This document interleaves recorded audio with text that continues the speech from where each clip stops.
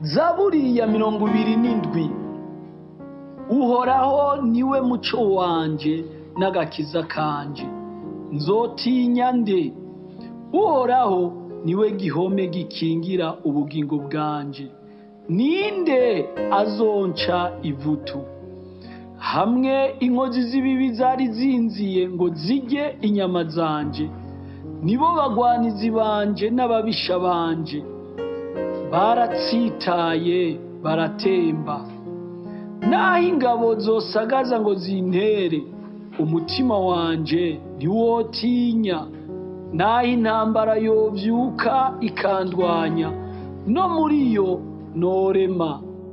Ico nsaba Uhoraho ni kimwe, nico nzohora nitwararika, nukuba mu ngoro y'Uhoraho imisi yose y'ubugingo bwanje, nkaraba ubwiza bw'Uhoraho, nkihweza urusengero rwiwe.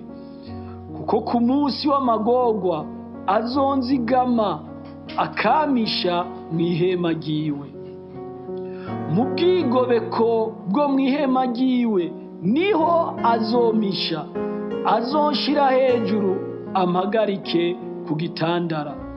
N'ubu umutwe wanje uzoshigwa hejuru y'abansi banje bankikije.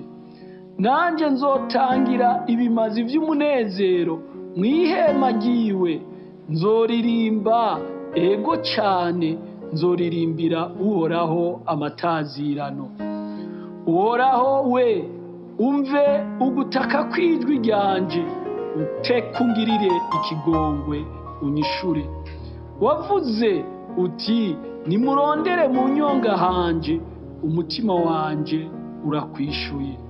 Uti mu nyonga hawe ndaharondera Uhoraho.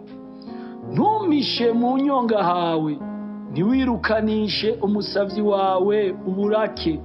Ni wewe wahoze uri umutabazi wanje, ntunde ntumpebe Mana y'agakiza kanje. Niyo data na mama bona, Uhoraho azonyitorera.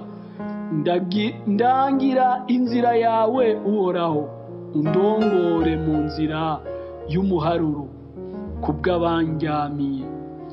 Ntumpe abagwanizi banje ngo bangirire uko bagomba, kuko ivyabona vy'ibinyoma binkuriye hasi, n'abapfuhagira inzigo. Mba narihebuye iyo nizera kuzobonera ukugira neza k'Uhoraho mw'isi y'abakiriho.